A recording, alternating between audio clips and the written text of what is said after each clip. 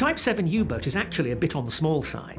It's developed from the so-called UB submarine, one of the smaller submarines of the First World War. The message was routine, a simple confirmation of new patrol orders, then static. For 60 years, that was the end of the story for the U-455 and its 50-man crew. They were just one of over 1,000 German submarines that never came home. But then, divers found its wreck, sitting upright on the ocean floor like a tombstone. And when AI analysts pointed their machines at the old naval codes surrounding its disappearance, they found the real final message wasn't in what was sent, but in what was never sent. A terrifying oversight was uncovered, and the crew's final moments were far darker than anyone ever imagined. A steel coffin's final voyage. In the dark, churning waters of the Atlantic during World War II, German U-boats were the stuff of nightmares. They were called gray wolves, silent predators that hunted in packs, stalking Allied convoys with deadly efficiency. Among these hunters was the U-455, a Type 7C submarine, the workhorse of the German underwater fleet. This vessel was a formidable piece of engineering, stretching over 220 feet long and capable of diving to depths of over 750 feet. It was a self-contained world for its crew of 50 men, a cramped, diesel-fumed tube of steel designed for one purpose: to send enemy ships to the bottom of the ocean. And for a time, U-455 was good at its job. Over the course of 9 patrols, it prowled the shipping lanes from the coast of America to the icy waters off Iceland, sinking 3 Allied merchant ships. Many people are crazy about the raw power these machines had. A single torpedo from a U-boat like this one could carry over 600 pounds of explosives, enough to rip a freighter in half. But not all things are what they seem. The life of a U-boat sailor was anything but glorious. It was a life of constant tension, of stale air, shared bunks, and the ever-present fear of the deep. The thing nobody tells you is that the ocean itself was as much an enemy as the Allied warships. A simple leak, a mechanical failure, or a navigational error could be just as fatal as a well-aimed depth charge. The crews lived in a state of perpetual twilight, their ears tuned to the hum of the engines and the ping of enemy sonar, knowing that the steel hull was the only thing separating them from a crushing, watery grave. You see, for every story of a successful hunt, there were dozens of U-boats that simply sailed out of port and were never heard from again, their fates becoming mysteries whispered among sailors. And in the spring of 1944, U-455 was about to join their ranks. By this point in the war, the tide had turned. The Allies had cracked the German Enigma codes, developed new anti-submarine technologies, and established air superiority over vast stretches of the Atlantic. The days of the happy time when U-boats could sink ships with impunity were long gone. Now it was the hunters who were being hunted. U-455 was transferred to the Mediterranean, a body of water the sailors called the Roman Lake. Now heavily patrolled by the British Royal Navy, it was considered a death trap for German submarines. On its 10th and final patrol, under the command of Lieutenant Hans Martin Scheibe, U-455 slipped out of its pen in Toulon, France, with orders to patrol the coast of Algiers. On April 2, 1944, the submarine radioed in a routine message. It was a simple check-in acknowledging its orders. There was no hint of distress, no warning of danger. It was the last time anyone would ever hear from them. The days turned into weeks. The German Naval Command tried to make contact, sending out coded signals that went unanswered. Silence. It was as if the U-455 and its 50 souls had sailed off the edge of the world. In the cold, bureaucratic language of war, the submarine was eventually listed as missing, presumed lost. The families of the crew received letters filled with condolences and vague explanations. Maybe it was an enemy patrol, a deep-sea mine, or a catastrophic mechanical failure. No one knew for sure. The war raged on, and the mystery of U-455 was buried under the weight of countless other tragedies. For over 6 decades, the submarine was a ghost, its final resting place a secret held tight by the sea. What happened in those final moments would become a truly disturbing mystery. The diver's chilling discovery. For 61 years, the fate of U-455 remained one of the sea's many unsolved riddles. The ocean is vast. And finding a single submarine is like finding a needle in a continent-sized haystack. But in 2005, a team of Italian divers exploring the deep waters off the coast of Genoa, Italy, stumbled upon something extraordinary. Nearly 400 feet down, far deeper than recreational divers can go, their sonar painted a picture that made their hearts pound. It was a submarine, and it was positioned in a way that defied all logic. It was resting almost perfectly upright on the seabed, its bow pointing towards the dark surface it would never reach again. It was a silent, ghostly tombstone planted on the ocean floor. The thing is, wrecks don't normally end up like this. They list to one side, they break apart, or they settle flat on the seabed. This vertical posture was incredibly strange, suggesting a sudden, catastrophic event at its stern that sent it plunging nose first into the depths. The divers, a team of highly skilled technical specialists, knew they had found something significant. As they approached the wreck, their powerful lights cutting through the gloom, the unmistakable shape of a German Type 7C U-boat emerged from the darkness. The submarine was remarkably intact, a relic of a bygone era preserved in the cold, still water. But as they began to document the site, they made a discovery that was far more unsettling than the wreck's bizarre orientation. They swam towards the conning tower and the forward hatch, the main entry and exit point for the crew. They expected it to be open, or perhaps damaged from the sinking. An open hatch would suggest that at least some of the crew had tried to escape. But what they found was much more grim. The hatch was sealed shut, locked, from the inside. Here's the kicker. They checked the other hatches. All of them were sealed tight. This was the moment the discovery went from being a historical find to a human tragedy. A sealed hatch means only one thing. The crew was still inside, every single one of them. The 50 men who had vanished in 1944 had been found, not as survivors or casualties of a battle, but as prisoners in their own steel coffin. The divers described the experience as incredibly haunting. They were floating outside a tomb. There were no signs of external battle damage, no torpedo holes, no gaping wounds in the hull from depth charges. It was as if the submarine had simply been switched off. The realization that an entire crew was entombed just feet away from them, sealed in by their own hands, was a profoundly chilling experience. The wreck of U-455 wasn't a memorial to a battle, it was a crime scene. But the perpetrator wasn't an enemy ship. The evidence pointed to something else entirely, a silent, unseen force that had given the crew no time to react and no chance to escape. The mystery of how the U-455 disappeared was now replaced by an even more terrifying question. What had trapped them inside? The answer wouldn't be found on the wreck itself, but in the old, forgotten records back on land. A fatal navigational error. With the discovery of the wreck, the official story of U-455 had to be completely rewritten, but the key to understanding its final terrifying moments wasn't going to come from a dusty archive or a historian's notebook alone. You see, this is where our modern world crashes into the past. Investigators and researchers turned to the most powerful tool they had, advanced algorithms and artificial intelligence.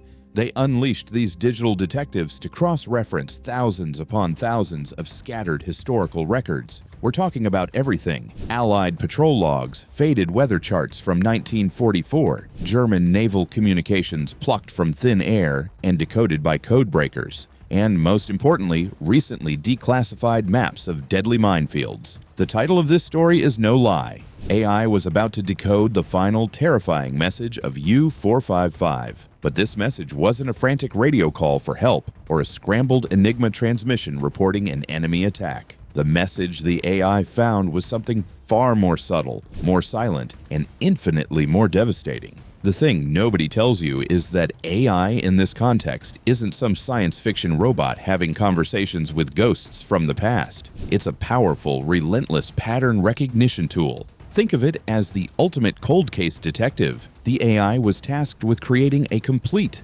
living digital picture of the Mediterranean Sea as it existed on that single fateful day in April 1944. It processed an immense, almost unimaginable amount of data, the kind of information that would take a team of human researchers years, maybe even decades to sort through. It analyzed the U-boat's last known position, its likely speed, its designated patrol route, and then overlaid that information with the known locations of every single Allied and Axis minefield in the region. And then, after sifting through mountains of digital noise, the discovery came. A single horrifying data point that lit up on the screen like a beacon. The AI revealed that U-455 had sailed directly into a trap. But it wasn't an Allied trap.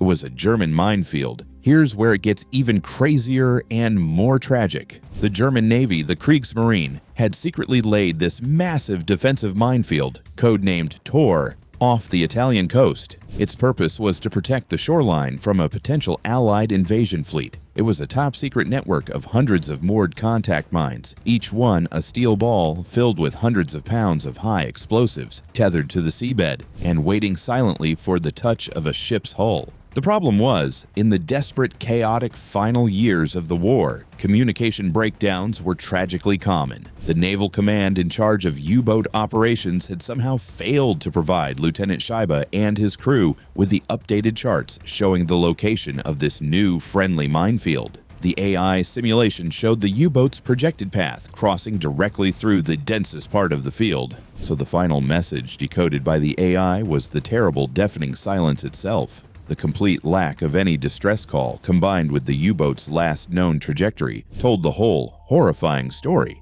They never saw it coming. They were sailing blind through a garden of death planted by their own side. One of the submarine's own nation's mines likely brushed against its hull near the stern. The explosion would have been instantaneous and absolutely catastrophic. This finally explains the vertical position of the wreck. A blast at the rear would have instantly ripped open the aft compartments. Thousands of gallons of seawater would have flooded in within seconds, destroying the boat's delicate balance, dragging the tail of the submarine down, and sending it on a final fatal plunge. The crew in the forward sections, the lucky ones, might have survived the initial blast, but they would have been utterly powerless. The lights would have gone out for good, the submarine would have tilted violently, and the terrifying sound of rushing water and groaning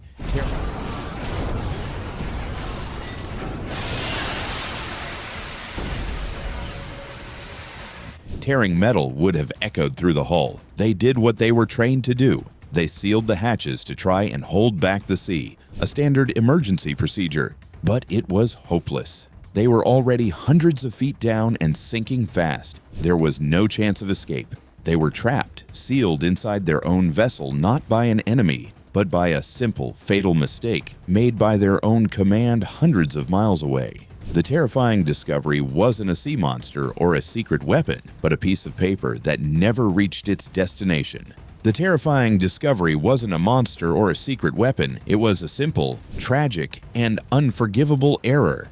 A coffin of steel. So, let's just talk. You and me. Let's push aside the history books, the charts, and the technical reports for a moment, and really think about what this all means on a human level. Let's try to put ourselves in their shoes. Imagine you are one of those 50 men aboard the U-455. It's just another day on patrol, another shift in the endless cycle of boredom and tension. You're surrounded by the familiar smells of diesel fuel, sweat, and cooking sausage. The air is thick and recycled. Maybe you're off duty, lying in your cramped bunk, rereading a letter from home for the 10th time, the paper soft and worn. Or maybe you're at your station, your eyes tracing the dials, your ears tuned to the rhythmic hum of the electric motors that tells you everything is okay. Life is monotonous, but it's a life you've been trained for. You are a professional, a member of the elite silent service. And then, in a fraction of a second, your entire world ceases to exist. There's no warning, just a violent, deafening explosion that rips through the back of the submarine. It's a sound so loud it feels like the ocean itself has cracked open. The steel deck beneath your feet heaves violently, throwing you against a bulkhead. The world is thrown into pure, terrifying chaos. The main lights instantly go out, plunging you into a terrifying darkness broken only by the chaotic flicker of emergency lights, casting long, dancing shadows. Alarms blare, a high-pitched scream that cuts through the confusion. Men are shouting, their voices filled with a mix of shock and pain.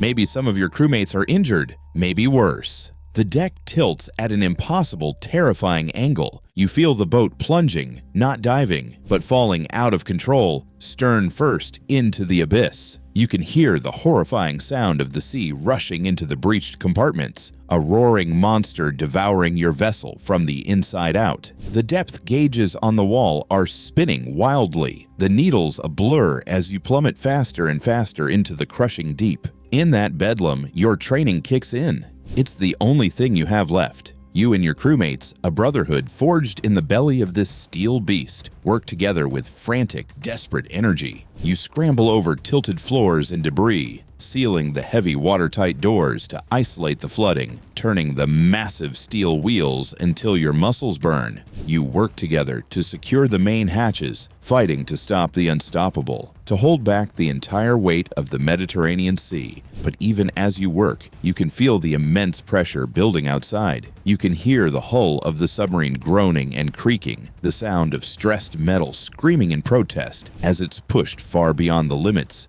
it was designed to withstand. Each pop and bang is a reminder that your steel sanctuary is about to become your coffin. The thing is, at some point, after that chaotic, terrifying plunge, they must have realized it was over. The sickening fall would have ended with a final bone-jarring slam as the U-boat hit the seabed, 400 feet down, and then an even more terrifying silence. The alarms would die, the screaming would stop. The only sounds left would be the slow, steady drip of water from a strained pipe and the pounding of your own heart in the pitch-black darkness. What goes through your mind in a moment like that? When you're trapped, sealed in a metal tube at the bottom of the sea, are we missing a key detail here? The crew, in their final moments, almost certainly never knew the truth. Their minds, conditioned by months of warfare, would have leaped to one conclusion. It was the enemy. They would have assumed it was a new type of Allied mine, a perfectly aimed depth charge from a British destroyer they never detected, or maybe even a torpedo from an enemy submarine. They would have spent their last moments cursing the Royal Navy, never once suspecting that their own side had inadvertently led them to their doom. Does that make the tragedy better, or does it make it infinitely worse? I honestly don't know. To perish at the hands of your enemy is the soldier's risk. To perish because of a clerical error, a forgotten update on a map feels like a cruel joke played by fate. With the submarine resting on the bottom, the immediate danger of the plunge would be over, but a new, slower, and far more gruesome enemy would emerge: the air itself. 50 men trapped in a sealed metal tube are now breathing a finite, ever-dwindling supply of oxygen. As they breathed, the carbon dioxide levels would have slowly begun to rise, making the air thick, heavy, and poisonous. The cold would have seeped in through the steel hull, the chilling temperature of the deep sea slowly turning their home into an icebox. In the cold and the suffocating dark, they would have waited. They would have listened for the telltale sound of propellers from a rescue ship, a sound that would never come. How long did they last? Was it hours? Was it a full day? It's a question that is both horrifying and utterly impossible to answer. This is the part of the story that gets lost in the historical accounts, the human part. We talk about the U-455 as a machine, a weapon of war, a statistic in a global conflict. But in those final hours, it was a tomb for 50 people, 50 sons, brothers, husbands, and fathers who were not victims of a heroic battle, but of a quiet, bureaucratic blunder. And you have to wonder, as you look at the vast, empty oceans on a map, how many other stories just like this one are out there, buried in the deep? The sea is the world's biggest, darkest museum, and it's filled with unspoken secrets. There were over 1,100 U-boats built by Germany, and over 700 of them were lost at sea, taking nearly 30,000 sailors with them.